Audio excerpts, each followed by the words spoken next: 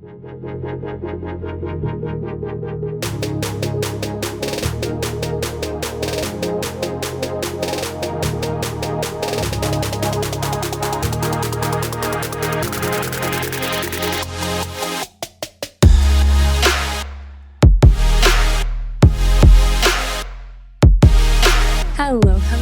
Welcome back to another episode of Shit's Hard. I'm your host, Amber. And today we are talking about turning 25 and the dog you get in your 20s. I'm always honest with y'all. I haven't been in the mood to record. I haven't been there's been a lot going on. This past week has been really, really awful, and not even necessarily for me, but for my best friend. And so, I've been trying to give a lot of the emotional support that I can. So all my time and energy has really gone there, and then other than that, work. But, her, long story short, I was watching her dog, and he went into heart failure, and he's just had a lot of health issues for the past week, and it just feels like it all happened at once. And he's 10 and he's such a healthy dog. He was such a healthy dog before this past week, and it's just health stuff just feels like so rapidly it's declined. And obviously it's, got me into thinking about my dog, and I turned 25 in 2 days. When you hear this episode, it'll be the day before my birthday. And so, as you know, if you've been following along, I have a German shepherd. She's 12 years old. And I got her when I was probably 20 years old. Yeah, I was probably 20. If you don't know the story of Princess, she is my ex's family dog. He took her in after, family stuff, whatever, during COVID. And then she kind of became my dog. And then we broke up 2 years later, and she just she was my dog. It was that was just what was right. And she's a shepherd. So she is a one-person dog. She has her person. It was so evident that was me. She loves him, but she chose me. And all this stuff with my friend's dog is, my dog is not young. She's 12. I don't know how much time I have left with her. So this video is obviously for anyone, but if anyone's interested in getting a dog in their 20s or feeling maybe a little bit alone, I'm halfway through now of my 20s, and it's something that I've come back to, which I'm not trying to latch onto this thought, but I've, when things are getting hard in my 20s, I've felt fuck, this is really lonely. And there have been some times where I come back to life is really lonely. And this is really lonely. And, in some ways life is, and of course, hopefully we find community and love in others, in family, or in friends that become family. But I think a lot of my 20s has been really always coming back to this, not that life is lonely, but coming back to this notion that I really only have myself at the end of the day. And I came into this world alone, and I will leave it alone. And that's not necessarily a bad thing. In some ways, it's actually a very great and exciting thing, because I kind of am coming back to this message that I'm in control of my life, and I can kind of direct the path, and I don't need permission from anybody else to do things in my life. And this really is me steering this thing. But then other times, it feels like, fuck, I wish somebody else would grab the wheel for a little bit and drive so that I can rest. Life is weird like that. It's, getting a dog in your 20s is that companionship that I feel a lot of us need. Life is isolating, and life right now is really scary. I can only imagine what it's like to be younger than me, with the political state of the world. Things are so uncertain. It feels like we're regressing as a country. Outside of that, climate change, I think the youth today have no idea what life is going to look like when they're parents, and it's probably going to look significantly different than it does right now. Things are changing so rapidly.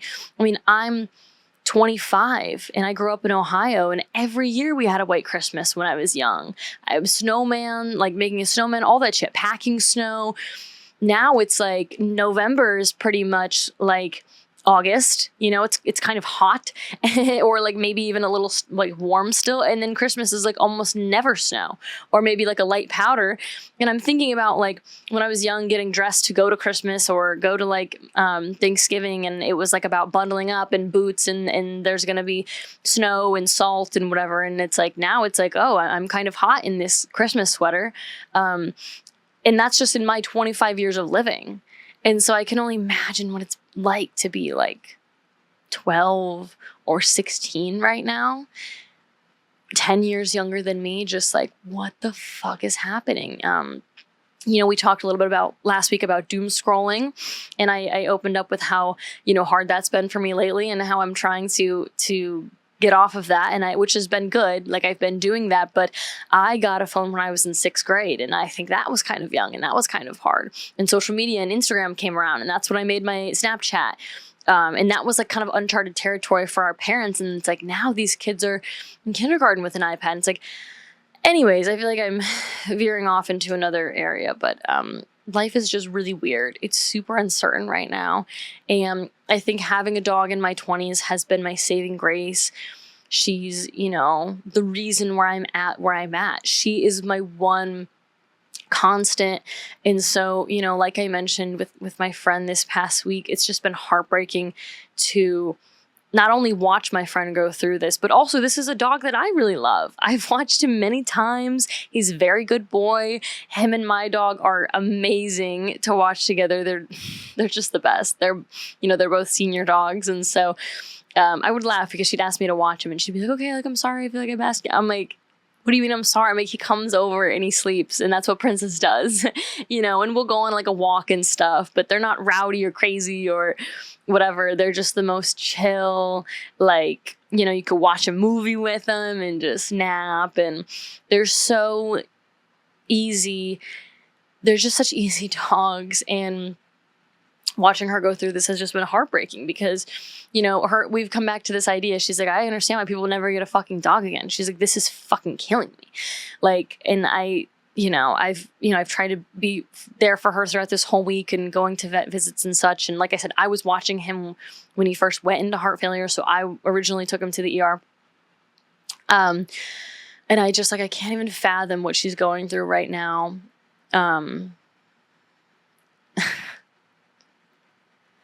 This is so hard, and it's like, it's very much like better to have loved than have lost than never loved, because it's like what this dog brings you, especially in your 20s. Like I said, I moved out to LA, and I moved here with my ex and my best friend and another friend at the time.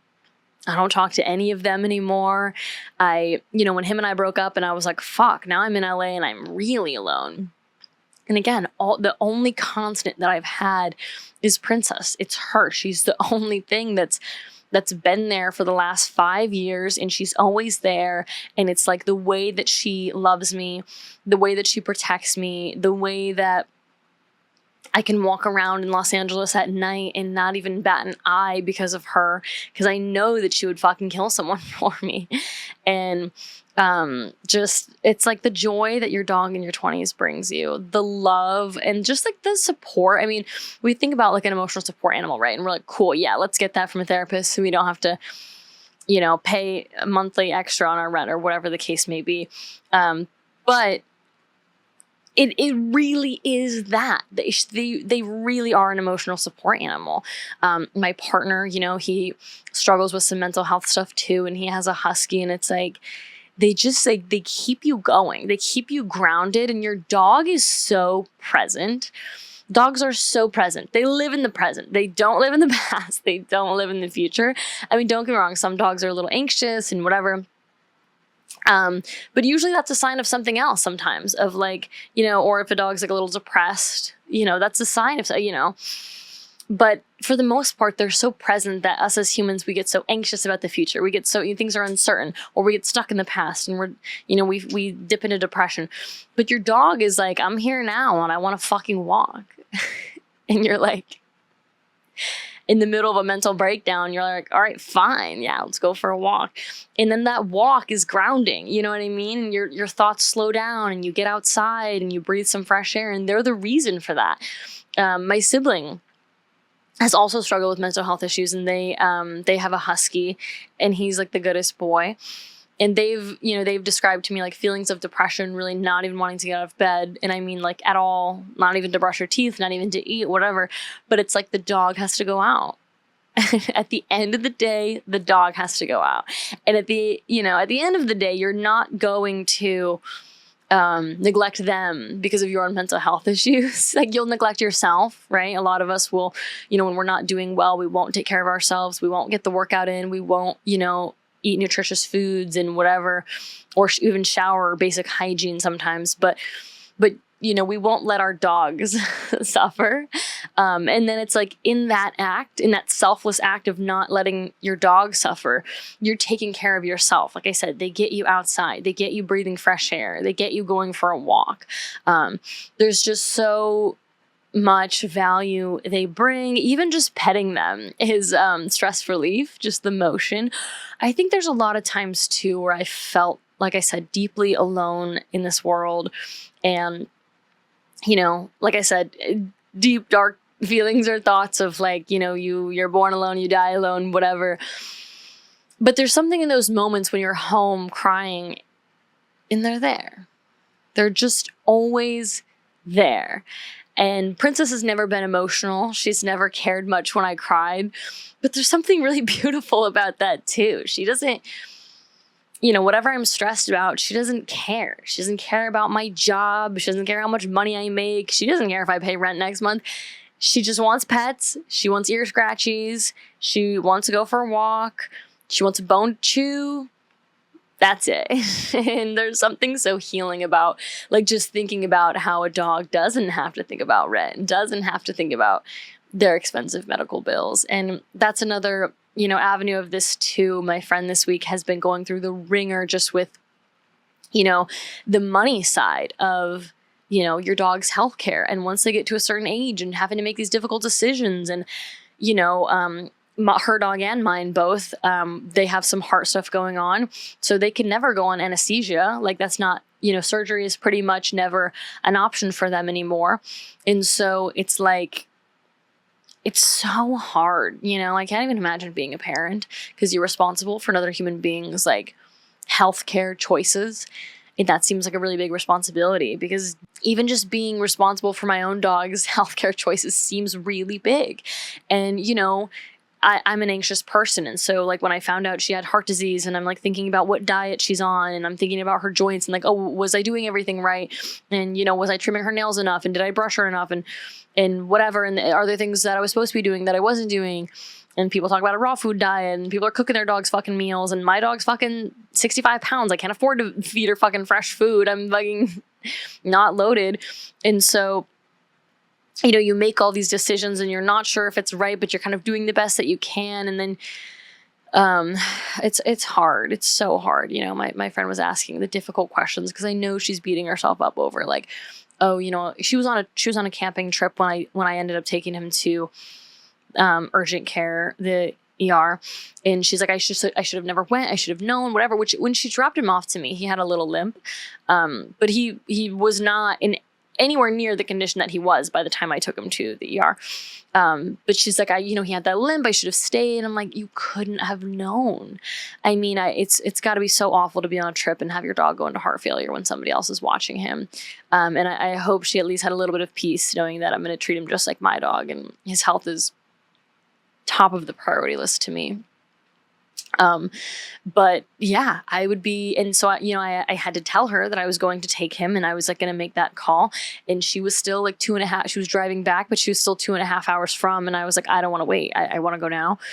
And so I know that drive for her had to be the literal drive from hell. And she hadn't really slept the night before. And we were up that night until 4 a.m. at the vet. Cause the ER is, it's just like that. It's always a long night.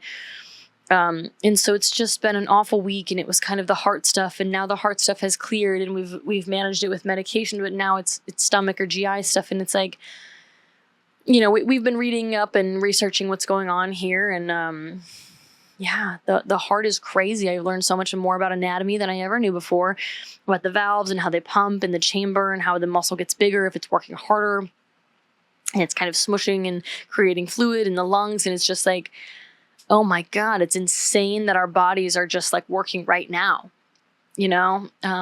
but it's really hard to face the fact that your dog in your 20s, or your dog ever,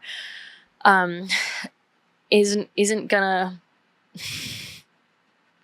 I didn't think I was gonna cry in this episode, so we'll see. They're not gonna make it as far as you. Like they're you're their whole life, but your life has to go on after them. And it's like, fuck, it's so unfair. And she was talking about going home soon, and she's like, no, look, he's supposed to come with me, like I can't go home without him. And it's like, I felt similarly when I found out about Princess's kidney disease a couple months ago. She's in the mild range for now, luckily, so we got to keep up on blood work and kind of keep checking on it, but she's been feeling better ever since we put her on the food. But I've probably talked about it on here, but I want to move to New York in like the next 2 or 3 years, and it's like itching at the back of my brain is like, does she make it to New York with me?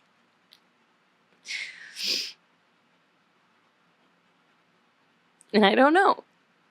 Like, she turned 13 this year. It's just like such an awful thing to come to terms with, is like, oh, my dog isn't going to live forever. And when she came into my life, she was 7, which seems young, not old. And it's like so important to just be present and try to just really, know that they're here now and nothing else really matters. And you don't know how much time you have left, but it could be more than you think, and it could be less. But, just making sure that you're doing everything you can to just enjoy them while they're here. And I don't know. It's so hard. And I just think like it's hard with the dog, because I think a lot of people who maybe didn't have a dog in their 20s, or maybe never left home, and they're surrounded by friends and family, maybe they feel a little bit less isolated. Some people think it's just a dog. It's like, her and I are so similar. We have so many things in common. She's also on the other side of the country from her family. So, I don't have any family out here. Yeah, my dog is like all that I really have. She's like, she is my family. And, I think she feels similarly. So I think it bothers me when people think it's just a dog, or, they hear your dog's having health issues and they say like, well, look, they're getting old. And it's like, you're getting old. Should we put you down? And it's like, and that's not to say that senior dogs can live a long time too. I had a chat with somebody a long time ago at Pet Supply Plus, who's a German shepherd, lived to 17 years. Like, that's insane. I'm like, he must have been very healthy. But that's the thing. It's like half health, right? Like my best friend's done everything right with her dog. He's had more walks than I could probably even imagine. He's been on more hikes. He's gotten more sniffs. He's had the expensive food. Like, he has been more than like well taken care of. But this stuff is a gamble, like you can do everything right and you can try to invest in your health, in your pet's health, but the universe has other plans. Like, we really don't know when some of this stuff just happens. And same thing, Princess has a heart murmur as well. She has some kind of AV node heart block or something like that. We found it last year. And they basically were like, well, it might get worse and bigger, and then we'll need to start medication, and it also might not. And like I said, my friend was researching people whose dogs had heart failure, and some of them said they did the medication, they got better, and they, passed, from something else later in life. So it's like, this stuff is such like a toss up of like, oh, like, is the medication for the heart failure going to destroy their kidneys? Is it not?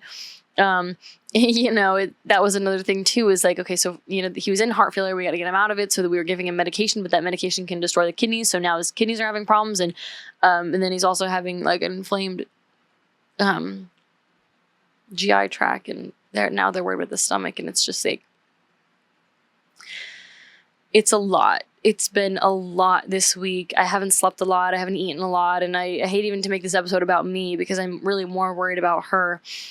But if anything, to get out of this video, it's like, if you have your dog, hug them tight and, just cherish the time you have left with them. I think about that a lot, when my bed is covered in dog fur and the back of my car is covered in hair. And, when my boyfriend's dog jumps in with fucking mud on his paws. And it's like, these are the things you're going to fucking beg for one day. When your dog is destroying everything in the house and tearing shit up, and it's like, you're going to beg for them to have the energy to destroy the house one day. And it's like, when Princess had the kidney disease and I didn't know, she was so, I would say, lethargic. She was low energy. She was, napping a lot. She was drinking a ton of water and peeing all, having accidents in the house. And, I felt like something was wrong, but she's 12 and a lot of people were like, oh, she's old. Maybe she just can't hold her bladder anymore. I'm like, but she's not geriatric. I mean, she can jump on the bed. She's not like, people are usually surprised when they hear that she's 12. She's, very able-bodied. Like, so, I was like, where, and this just came out of nowhere. She just like started pissing everywhere. And so, I had taken her in and, we figured out what was going on. We switched the food and her energy just came back. And I was like, your dog's energy is such a fucking blessing. Like, I get it if you've got a 2-year-old or 4-year-old dog that's just like crazy. It needs, a lot of walks. But it's like, I'm telling you, the way that I would just like, I was so happy just to see her like running around the yard, just like getting the zoomies, or even just like a small burst of energy was just like, you're praying for it. And like, with all the other stuff too, you're going to miss the dirt in your car. You're going to miss the hair on your bed. Yeah. If you have a dog in your 20s, you probably know what I'm talking about. I had a client once. I had never met her. She bought PT. Well, I did meet her, but she had bought PT, but she bought it from the front desk. So I hadn't like met her in person yet. And she kind of kept canceling because her cat was having some health issues. And then, then her cat had passed and she needed time to regroup, and then something else. And I was kind of insensitive, not to her, but just in general. I was like, what's going on with this cat? Why is this such a big, you know what I mean? And at the time, Princess was probably 10 and hadn't had any health issues yet. And so I was so blessed to be stupid. Ignorance is truly bliss. And so she finally came in for a session and we talked. It was the first time I've ever cried in a session, and the last for now. But, she's 55 years old and she had this cat for like 18 years and she has 2. And she's like, these cats are all that I have. Like, she's not married. She doesn't have kids. And yeah, she had this cat for so long, and she started to tear up and I started to tear up, and I just was like, oh my God. And I just kept thinking about my dog, and I'm like, how could I have been so insensitive before? Which, not like I said anything to her, but in my head, I was like, why do we keep canceling this? This is, this cat. And I just was like, what the fuck is wrong with me? Like, ignorance is bliss. I hadn't tried to see things from her perspective and understand what it would be like if, I've had Princess for 5 years, and, when it's her time, I'm also going to lose my fucking shit. In 18 years, she had this cat, and I just was like, fuck, like, animals are so hard. So if you've lost a pet, I'm right there with you. I remember what it was like to lose my childhood dog. I was probably like 12 or 13. It was the worst day ever. They're just their family. It's like losing a piece of you. And it's like also just like taken a little bit less seriously in society too. And so it's just like the worst when some people are like, it's just a dog. And it's just like, it's so invalidating. But I'm super grateful. My friend right now, she's got a really good support network, and her other friends have been really supportive, and her family's been supportive, and everybody loves this dog. And so everybody knows what it means to her. So I'm really sorry if you're grieving the loss of a pet. But if you are, in your 20s and you're thinking about getting a dog in your 20s, don't let this discourage you from that, because it hurts so bad to lose them because of how much love they bring you, how much joy they bring into your life, how much comfort, how much light they shine on the darkness, how much simplicity they bring to complicated life issues. That's why it hurts. And so if you feel like your mental health is struggling, or you could use a companion, I would highly recommend rescuing a pup. If you're not sure how long of a commitment you can do, rescue a senior pup. They need the love too. And they, even though they might not have much time, they would love to be loved for whatever time they have left. And you never know how much you might have needed them too, because I never knew how much I needed Princess. I was never thinking about getting her. My ex, it was his family dog, and he took her to college, and it was kind of like his dog. And she bonded to me so quickly that he was like, well, now I want my own dog, because I think he saw what we had, and he just was like, I need that. And he got his dog King, and he had that too with him. And it's just like, there's nothing like it. There's nothing like having this companion that just loves you. And there's like, literally talk about this unconditional love. A dog's love is unconditional. It has no limits. It has no bounds. They just do. And there's something that us humans, we need unconditional love. And unfortunately, it doesn't really exist with humans. And a lot of love is conditional between humans. Fair enough. Like that's, it should be conditional upon certain things, but we need that, and we can only get it from our pets. So, I would highly recommend rescuing. Please do not adopt, do not shop, adopt. There's a ton of good rescues out there who, there's a ton of good dogs, perfectly good dogs that need help. Always do your breed research and research like the energy levels and the needs of the specific breed, so you're not thrown off. There's so many huskies in rescues because people think that they're cute and they get them and they don't know how much energy and time that they need. Australian shepherds, collies are the same way. They need a lot of exercise. But if you need a low energy dog, a Great Dane's a good option. They're very chill. They're apartment dogs. They sleep. So your research and what's out there for you is there because it's so worth it and priceless. And yes, it breaks you when you lose it, but like the love they bring is worth it. And there's also something that you get to, that fulfillment of getting to be their person. I get to take care of Princess. It's a privilege to call her my dog and to be able to spend this time with her. So that's what we've got this week. I'm sorry if this was a bit of a Debbie Downer episode. This week has been insane, but I just wanted to come on here and talk about dogs because they're the best, and they are super relevant to mental health because anybody who has a dog, they've all said, my dog has saved me. They're the reason I'm still here, and I feel that way too. So the shit we're working on this week is some really fucking hard shit. It's grief, but as they say, grief is love with nowhere to go. So this shit is hard. I'll see you on the next one.